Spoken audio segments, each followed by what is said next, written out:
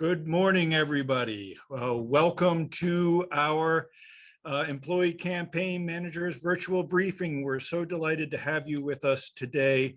One day, I promise, we're going to have the ability to do events like this in person, the old-fashioned way. But we're so delighted that you're joining us today for this briefing. The key advantage to doing it on virtuals that we're able to record this effectively, and that way we can provide it to other employee campaign managers and other businesses that may not be able to attend. So we are recording today. Please, if you would, kindly put your name and organization in the chat so we have so others can see who are joining us today. So please put your name and organization in chat. The format for today is on Zoom. Obviously, we will have time for questions, but if you would put those also in the chat, we'll be happy to address those as we go through the presentation, and then in a more live format at the end. Great, so here's what we're trying to accomplish today. I'm not sure if I introduced myself, so let me do that. So my name is Ken Oldham. I am the president and CEO of United Way of Frederick County. It is my pleasure to have been in this position for the last 5 years, and just delighted to be here and delighted to work with all of you as we fight for the health, education, and financial stability of every person in Frederick County. So our today's objectives are to tell you who Alice is, how does United Way support Alice, why your organization should run a workplace campaign, and how to run a workplace campaign effectively and efficiently. And we know that these days we're all looking at our bottom lines. Thank you. Excellent. So let's talk a little bit about Alice. So let's talk about the challenges that are facing our community and Alice as well. So we all know that we are hopefully, my desk is real wood. I'm knocking on my desk. We are in the final stages, we hope, of the COVID-19 pandemic. The most recent research appears that we are climaxing as we speak for at least the Delta variant. And as vaccinations roll through and we're getting to know this virus better and the immunizations better, that we should be hopefully through this particular phase, and hopefully this is the last phase. But there are other challenges that face us every year. The upcoming flu season, school quarantines, remote work, caregiving, isolation, economic issues, unemployment, racial injustice, social unrest. These are all things that we are hearing in the news frequently. So let's talk about Alice, because Alice are those who are most likely to have been affected either by the health consequences or by the financial fallout from the COVID-19 pandemic. So Alice are those who are asset limited, income constrained, but employed. These are the working families in our community, who are unable to afford a basic cost of living. Alice are families who choose between necessities. So if you can't make ends meet, you have to make difficult decisions between your ability to pay for food, healthy food, transportation, medical expenses, and debt load. So many of our Alice households have to take on debt if they're unable to make those ends meet.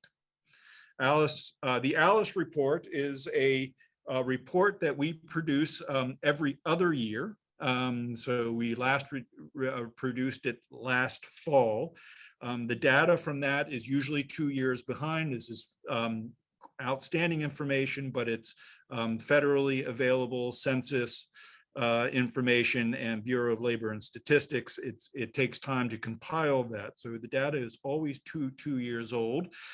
We produce this report so that we as a community know the challenges that are facing our working families.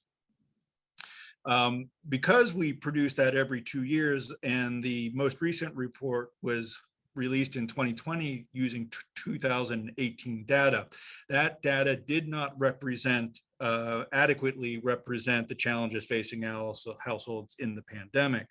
So we produced the COVID-19 impact survey that indicates the challenges facing Alice households in Frederick County in the midst of the pandemic. I encourage you to please use the links put in there. We will ensure that those links are in the chat so that you have access to this information. The long story short is that mental health issues, health consequences of the pandemic, ability for food, transportation, affordable housing are all the major issues. Childcare are all the major issues that are affecting our Alice households in the COVID-19 pandemic, and more acutely than they ever have before. Next slide, please. So we are often asked, what is United Way doing about it?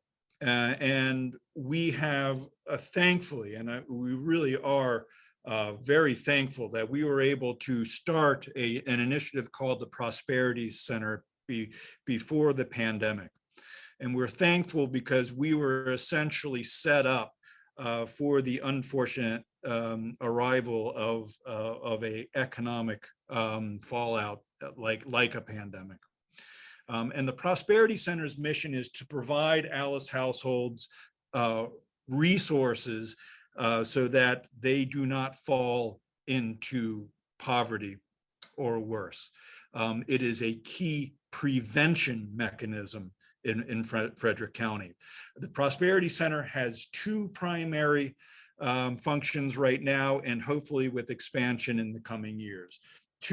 We term this pathways to financial stability, and there are two primary pathways that we have. The first pathway is the pathway to home ownership. How do we help Alice households become homeowners? Because we know that home ownership is the way out of Alice. Equity, that critical equity portion, is critical to moving your way out of an Alice status. We know that most of our Alice households, most of our graduates from the Pathway to Homeownership program are paying as much or even less in mortgage than they are in rent, yet they're building that key equity piece. They're actually retaining value of that home and building that value over time. And that is a lifelong investment that is so critical to this. We also have the Pathway to Transportation, which is essentially helping Alice households purchase a car, because we know in Frederick County, and those of you, all of you work here in Frederick County, know that transportation is key. So many of our employees struggle with transportation because we simply don't have the tax structure and the tax volume in Frederick County to support a robust public transportation system that may exist in communities like Montgomery County and other more metropolitan areas. Needing a car, the need for a car is a very real thing, yet many of our Alice households cannot afford a car, and it affects their ability to get to work, to provide to their families, and perhaps even taking on jobs that might be of a higher wage. So we're delighted with this program, and we're delighted with our partnerships as well. Next slides, please.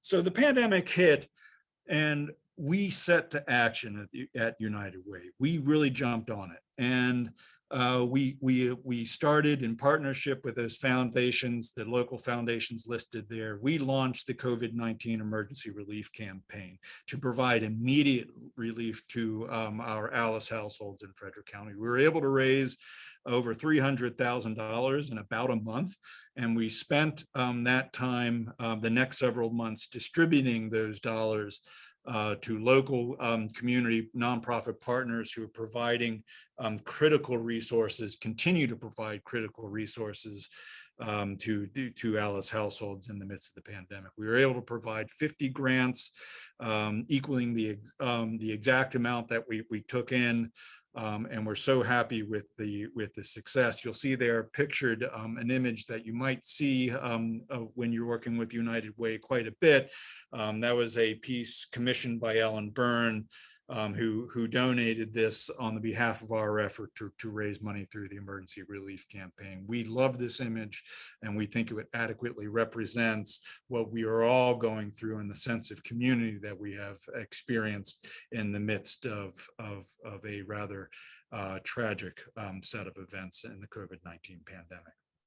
Next slide, please. Excellent. So I'm actually, my part is done. I get to hand over to our now relatively new manager of resource development, Erin Lawson, who we are absolutely delighted to have part of this team. Erin, please take it away. All right, Ken, a quick tech issue real quick. If you can right click or click on the 3 dots on my name and make me a host so I can turn my video on. Oh, me? Yes. For some okay, reason, I'm gonna it's not do that. letting me do that. Erin? Yes. Hey, you're gonna have to run over to my office. I do not see that. Well, we will we'll run with no video for me then. We'll get started. We'll keep going. Okay. I am here and I am very excited. You can't see my smiling face, but I am very excited to be with all of you today and to be talking about the workplace campaigns. We're so delighted to have all of you here with us. So the theme for this year, for 2021, we are still running with this United in Recovery theme. We were obviously hoping that we would be recovered at this point, but unfortunately, we are still in the midst of this pandemic, and this has been a strong theme for us, so we are going to continue with it. We are united to accomplish far more than we could alone, and we are recovering, as I mentioned, from the many challenges that Ken discussed early on in the presentation. A couple of ways that you could help fuel our impact is obviously through running a workplace campaign. That's why many of you are here with us today. Providing sponsorships for our various events, for our Prosperity Center. We have a number of opportunities there for you as well. Volunteerism is another great opportunity for you to get involved and for your employees to get involved. And we'll talk a little bit more about that as we move on in the program here. And then another really simple way to spread the word about United Way and all of the wonderful work that we're doing here in the Frederick community is through following our social media accounts. So we have a wonderful place that has all of the accounts linked on our website, uwfrederick.org/social. And we are on Twitter, Instagram, Facebook, you name it, we're probably on it. Liking and sharing those accounts really does make a big difference for us. As far as volunteerism is concerned, I did mention that that was a wonderful way to get your employees engaged and involved with the community. We do have an opportunity coming up next Friday, our annual day of action. Some of your companies may be volunteering with us already, but we do have another opportunity for you. We are hosting a socially distanced donation drop-off that's going to be benefiting just under 10 different nonprofits here in the area. We'll be collecting different items for them. And then we are also sending about 200 volunteers out into the community at outdoor, socially distanced, as COVID safe as possible projects. So in total, we're going to be supporting about a little over 20 local nonprofit partners. Our Day of Action takes place every year, typically the first Friday in October, and it is a great way for your employees to get involved. In a pre-COVID world, we had typically around 400 to 500 volunteers annually that helped out and did these local community projects. We are not quite back up to that given the climate and everything going on, but we do hope that we will be able to get back up to that at some point here in the near future. So if you are interested in participating or having your employees come out, maybe it's a little team bonding activity, this will be next Friday. We are hosting The donation drop-off will be from 10 to 2 in the lower parking lot at the Keys Stadium. It's the one that's off New Design Road, not the main lot that you would use to go to a game if you're familiar with the Keys. So that lower lot, you can bring by the items we have listed on our website, and I will link to those in the chat as well. There are tons of different items from diapers to clothes, bottles of water, different foods that we need, lots of different things that you can bring by. We will have a food truck there from 11 to 1, so good opportunity to get some traditional, authentic Mexican food in your life.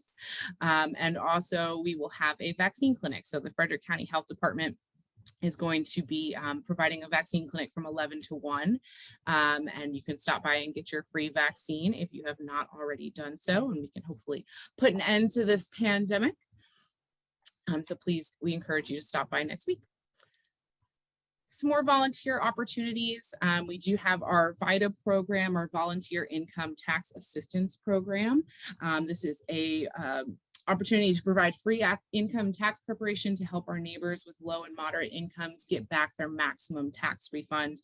And we certainly could not do this without our wonderful volunteer tax preparers. They are given free training on how to prepare and electronically file taxes, so there's really no experience needed. We just need the kind heart to volunteer for this. We also have our Stuff the Bus volunteer opportunities. So you'll see about a couple months ago, we had the yellow bins all across the county collecting school supplies for our FCPS students. So that is a great way to volunteer by either having your business host a collection bin or having volunteers the day that we go by and collect all of the bins from the businesses. So several different opportunities there. We also have a volunteer website, volunteer.unitedwayfcwc.org. I will post that in the chat as well. And that is through Get Connected. It's a volunteer matching website. So there are tons of different opportunities year round if your company is looking to do something, a little team building activity for volunteering. And then I also wanted to point out one last thing about being united in recovery is ensuring that our family, friends, and colleagues know where to turn if they need support. And your employer may offer an employee assistance program, but not everyone is fortunate to have that benefit. So 211 is available. It is a phone number that is free to call, and you can get information, referrals, crisis intervention, all from trained call specialists. Calls are answered 24 hours a day, 7 days a week, 365 days a year. So they are always available to you. And we are very fortunate to have the Mental Health Association of Frederick County running this wonderful program for us. Right, so now we are obviously here to talk about workplace campaigns. So I'm going to go into more information about why it's great for your organization to run one of these campaigns. So just a fun fact that you may not know, for every dollar that we receive here at United Way of Frederick County, we are able to turn that into $3.21 of direct community impact. So by making biweekly payroll contributions, that dollar that you may be able to contribute every 2 weeks really does add up, and you're tripling your impact every 2 weeks. So moving forward here, so we know that health, education, and financial stability are the building blocks for a good life. Because we know this, we know that your support for the things that we do that are helping the health, education, and financial stability of our community members is truly changing people's lives. So when you are making your biweekly payroll contributions, you really are having that direct, huge impact on these members of our community. And helping our neighbors thrive is a smart investment in a strong community. And we know that to have a strong workforce, we need a strong community, and that is absolutely key. All right. Moving forward here, I just want to talk a little bit about our leadership giving groups. We do have different levels of leadership giving that are an important part of sustaining and expanding our support here for the Frederick County community. Emerging Leaders United is a group of supporters who are under 40 years old and contributing $250 or more each year. Then the next step up would be Leaders United, and this is for anyone who contributes $1,000 or more each year. And we do have some donors that are under 40 that give $1,000 or more a year. So you don't necessarily have to give just that $250 if you're under 40. We certainly would welcome that $1,000 donation to bring you into Leaders United. And your workplace might not see a Tocqueville Society, which is a contribution of $10,000 or more a year, or a community impact leadership, which is $20,000 or more. But we did want you to be aware that those groups exist. And certainly if you have any extremely generous people in your organization, we would absolutely welcome them into those groups. Okay, to wrap up this section, I'm going to give you some more information about what makes workplace campaigns so great. So there are a lot of great benefits to running a workplace campaign for your organization. First and foremost, we know, especially after this past year and all of the craziness that has ensued with that, employees and consumers care about that the companies that they work for and that they frequent are helping their community. They really want to see that those companies are giving back. We saw that more now than ever in this past year. So that is a really important piece. And workplace campaigns, setting up payroll contributions is a really easy way to show that you are enabling your employees to do that you care as a company. And it's a great set it and forget it way that doesn't take too much effort and still makes a big impact on showing that your company cares. It's rewarding to be a part of a collective effort. So knowing that you are making a difference in this community is truly heartwarming. It's important. It gives, like I said, it gives your employees that feel good to know that they are contributing and providing support for their community. United Way, we are a well-known company, a well-known nonprofit, and our name is very well respected, and we are very appreciative of that. We have been trusted to effectively raise and grant our resources. We don't take that lightly, that we are thought of so highly and that we've been trusted for so long. So that is very, very important to us. It also improves employee engagement and retention. So increasing those employee connections, your employees will be able to communicate with other people that are giving back and to know that they are with like-minded individuals. It kind of builds those bonds a little bit. And it can help with employee appreciation. If you're building a fun campaign, your employees are going to know that they get to do something a little bit fun while they're giving back. And they're going to know that they're appreciated for what they're doing. It also supports talent identification and recognition. So this can help when you are determining who your employee campaign managers are, who your campaign contacts are. It just gives you that extra step to see who's going above and beyond, who's really dedicated, and something to keep in mind for the future when you're looking for, maybe some different roles. So now we've talked about the why or the what. Now we'll talk about the how. So we know that campaigns, one of the keys to campaign success is engaging, educating, and empowering our employee campaign managers, which is you. So we want you to know that we are here to help you. So obviously we have this virtual briefing for you. This is going to be recorded. It is being recorded, and we will put that on our toolkit, which is on our website.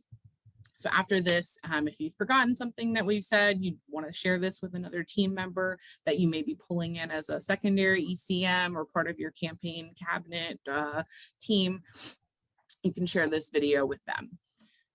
Throughout the campaign after this, I am still here for you. We are here for you as a team. So if you just need some support, want to bounce some ideas off of us, or need guidance on how to make your campaign better, absolutely, please feel free to reach out to us. We can sit down and over some coffee and chat, or come to your office. We can do a virtual meeting, whatever is comfortable for you. And then I mentioned the online campaign toolkit. This is something that we put together given COVID really last year. It is a ton of information. We have sample letters that you can give to your CEO to send out. We have thermometers that you can use to gauge participation, videos that you can share with your team. So lots of different resources are available on the toolkit. And it's a great resource for you, and Ken just put that in the chat as well.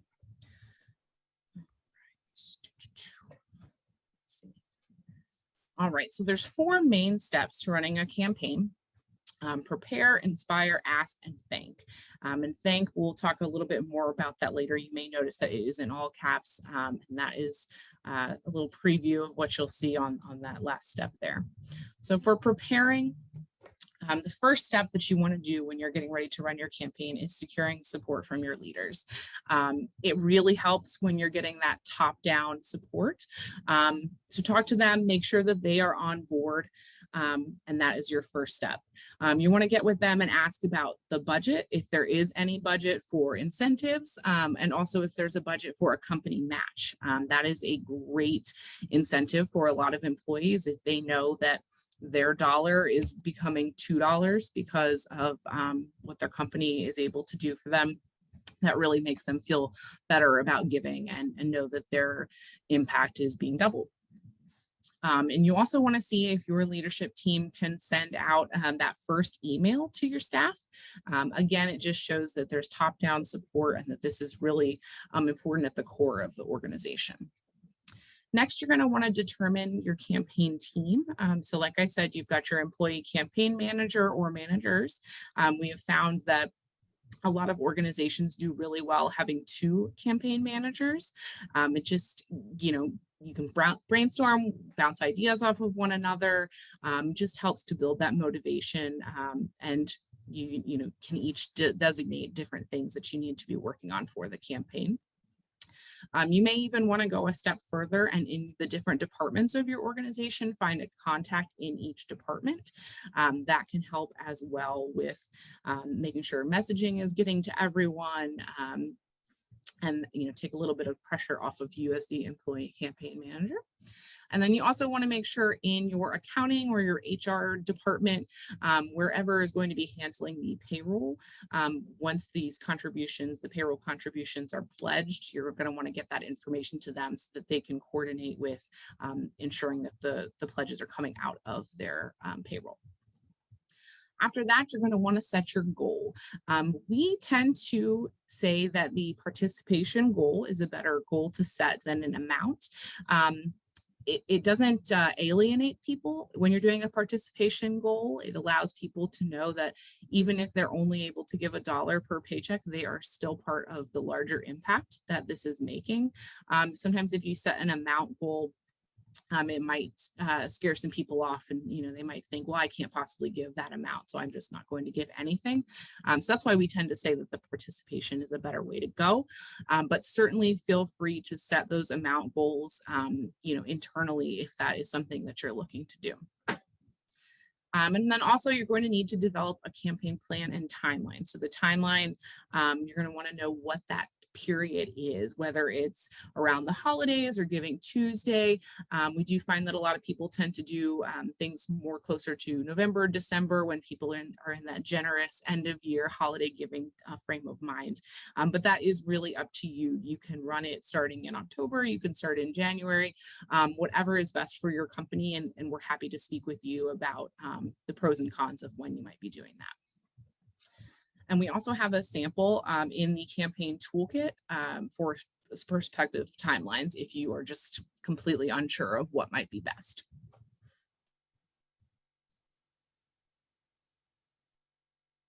Heather, yes, I can send you the slides after this. All right, so the next step is going to be inspiring.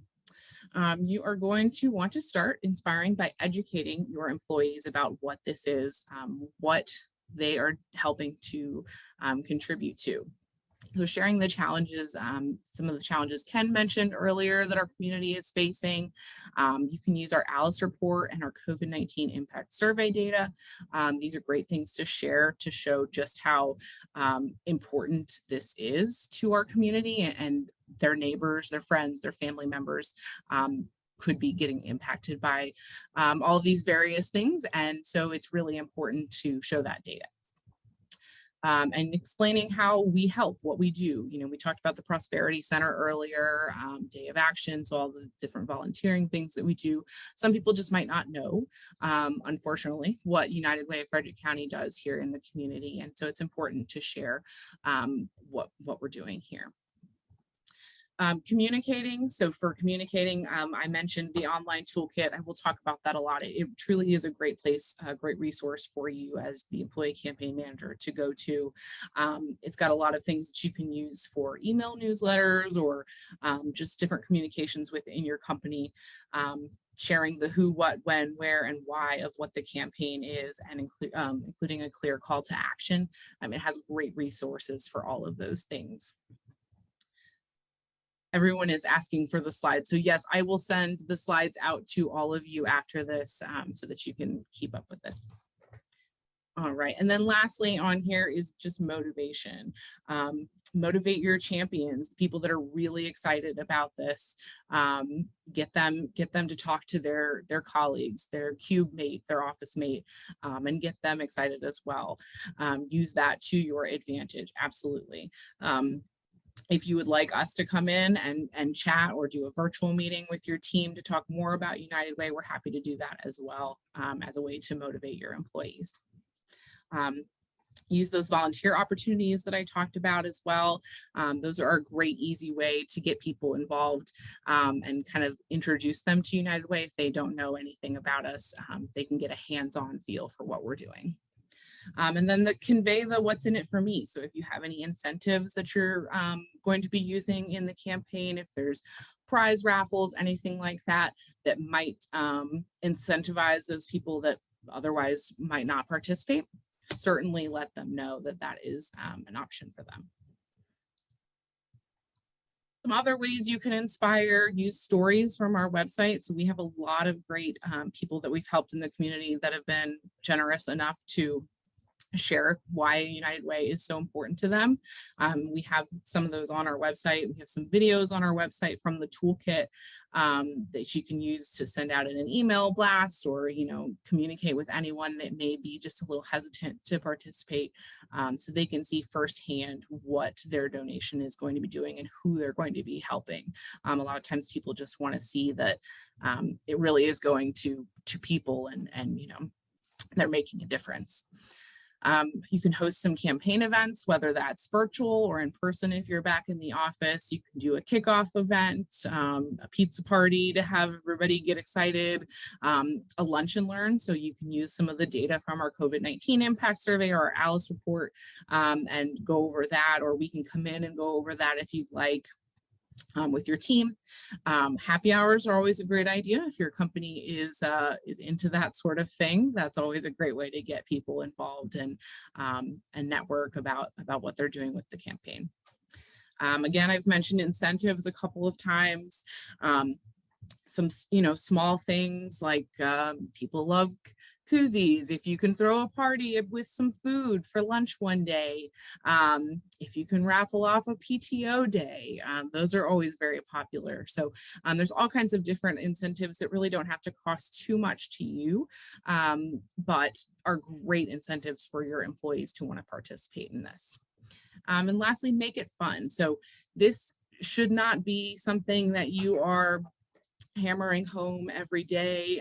People should want to participate. They should want to give to their community, and they should want to do that because you are making it so exciting that they can't not participate. So some of those incentives that I mentioned are a great way to do that. And anything that you can do to get your employees together and networking, helps them have fun and helps them get excited about the campaign. All right, step 3 is ask. So the number one reason that a lot of people don't give is that no one asked them to give. So that is a very important piece that sometimes people think, oh, they just know that we're running this campaign and they'll give if they want to. Well, you have to make the ask. So consider the setting, make sure that you have people's undivided attention. You're not in a meeting talking about 50 other things that they need to focus on, and then this is kind of thrown in at the end. Make sure that it's really noticed that you're making this ask, and make sure that it's kind of set aside as an important thing that you're doing. When you are making this ask, it's important to share why you give, why you participate, rather than just asking them to give. People are more willing to give when they know that others are doing the same and it's important to other people. It's not just this check off a list. I gave, I'm good thing. They really want to know that it's something close to the hearts of others. Asking for money versus asking you to consider contributing. So it's kind of just about the way you frame things. If you're asking for money, people might be like, oh, my money, I got to pay my bills, things like that. But if you're asking people to just consider contributing, just think about it. They might go home that night and really put some thought on it, talk with their significant other, with their family, and say, okay, you know what, that's a great idea. I'm going to give now. So a little bit less of that pressure and more just the consideration. And then we talked about the monetary goal versus the participation goal.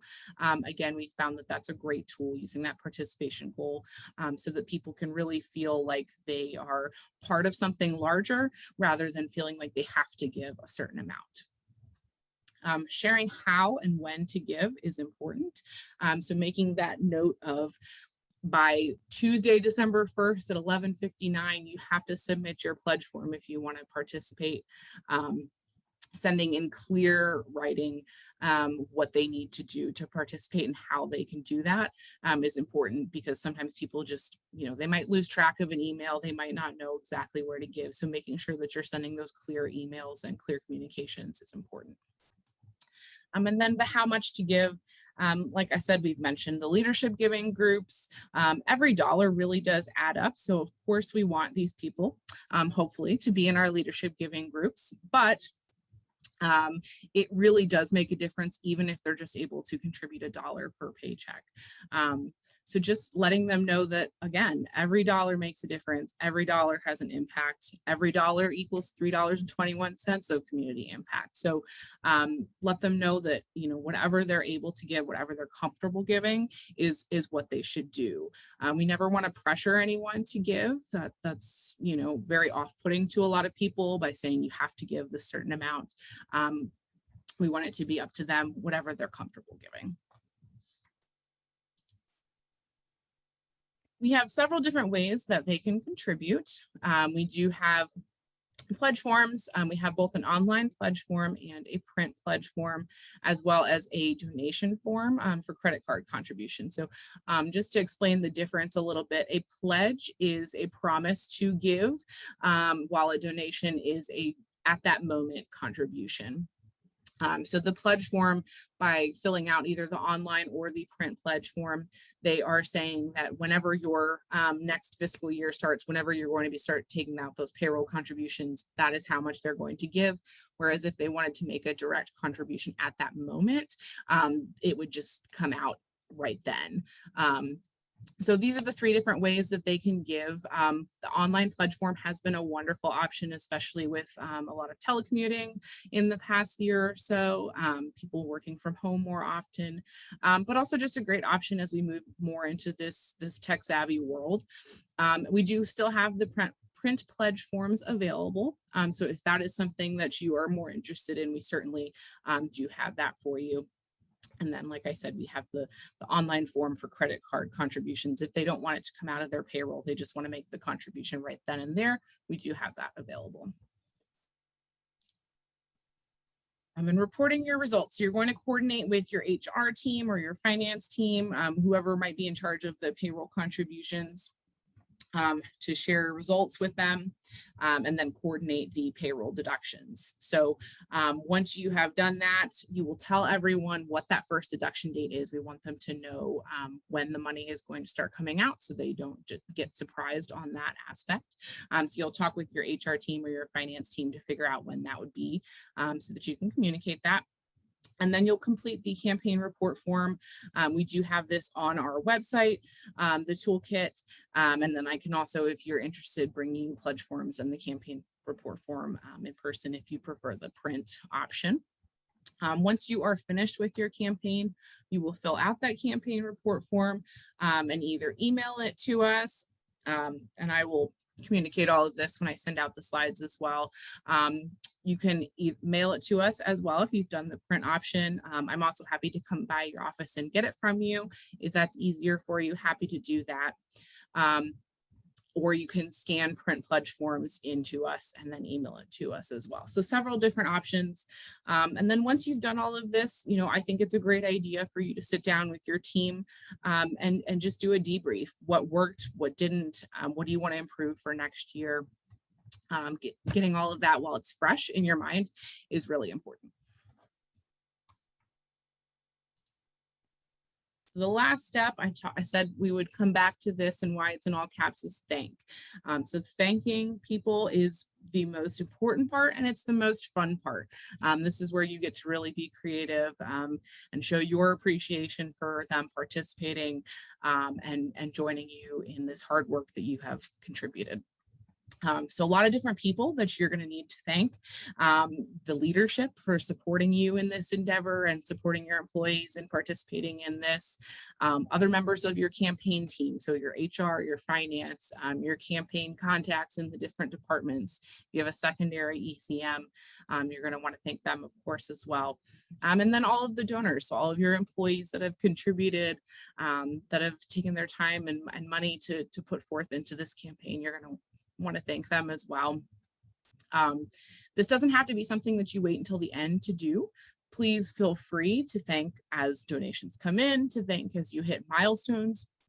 If you've hit 50% participation and you want to shoot out an email or order a pizza for everyone, to come by and show them that you've hit this big milestone, that's a great way to show that you're supporting them and you're appreciative of them throughout the campaign rather than just at the end.